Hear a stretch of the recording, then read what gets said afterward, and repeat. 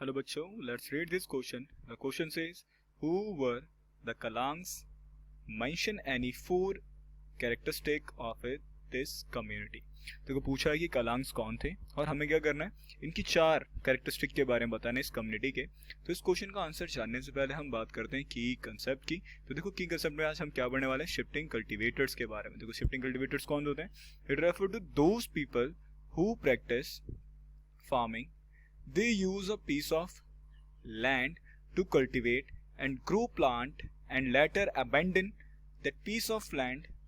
The land get back its fertility. तो देखो वहाँ बोला हुआ ना कि शिफ्टिंग कल्टीवेटर्स कौन थे? ये वो पीपल होते हैं जो क्या करते हैं, फार्मिंग प्रैक्टिस करते हैं। और ये क्या करते हैं, फार्मिंग किस पर करते हैं? अ पीस ऑफ लैंड पर फार्मिंग करते हैं, उस पर क्या करते हैं, प्लांट्स वगैरह उगाते हैं। तो जैसे ही प्लांट्स उग जाता है, क्रॉप वगैरह उगाने के बाद, वो उसका हार्वेस्ट करने के बाद, और ऐसे ही 2-3 बार करते हैं। और ये जब तक करते हैं जब तक उसकी फर्टिलिटी कम ना हो जाए। तो जैसे ही उसकी फर्टिलिटी कम होती है, उसको क्या करते हैं, अबैंडन कर देते हैं, मतलब छोड़ देते हैं। और वो तब तक के लिए छोड़ देते हैं जब वो दोबारा फर्टाइल हो जाए। और वो इसी ऐसे यही प्रोसेस जाकर दूसरी जमीनों पर भी करते हैं।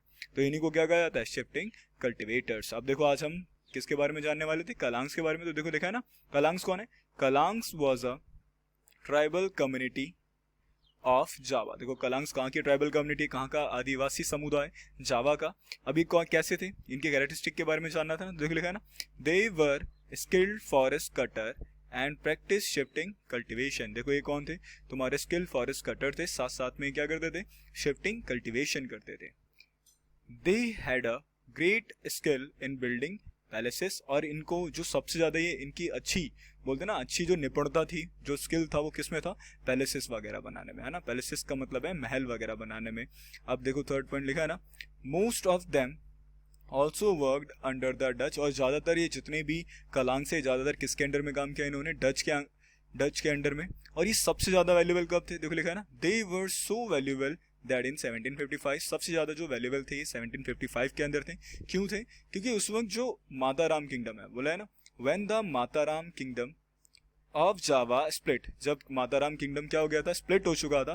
तो जितने भी 6000 कलांग स्ट्रॉन्ग फैमिली थी, देखो लिखा है ना, the 6000 Kalang strong families were equally divided between the two kingdoms.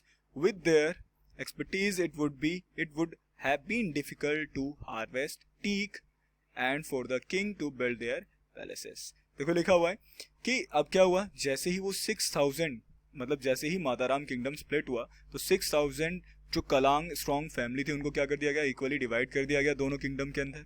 और क्यों डिवाइड किया गया? क्योंकि काफी ज्यादा एक्सपर्टीज थे, किसके लिए, तुम्हारा वुड कटिंग के लिए, है ना। और क्योंकि उस वक्त जो था, राजा को बनाना था पैलेस, और पैलेस बनाने के लिए उनको क्या हार्वेस्ट करना था, टीक। तो बोला गया कि कलांग के अलावा ना, बोलते ना, टीक को काटने में कोई भी स्किल था ही नहीं वहां पर। इसलिए बोला है कि कलांग जो थे काफी ज्यादा वैल्यूएबल माने गए हैं। कब? 1755 के अंदर। और जब जब माताराम किंगडम का स्प्लिट हुआ और राजा को जरूरत पड़ी पैलेस बनाने के लिए। I hope you understand it well. Best of luck.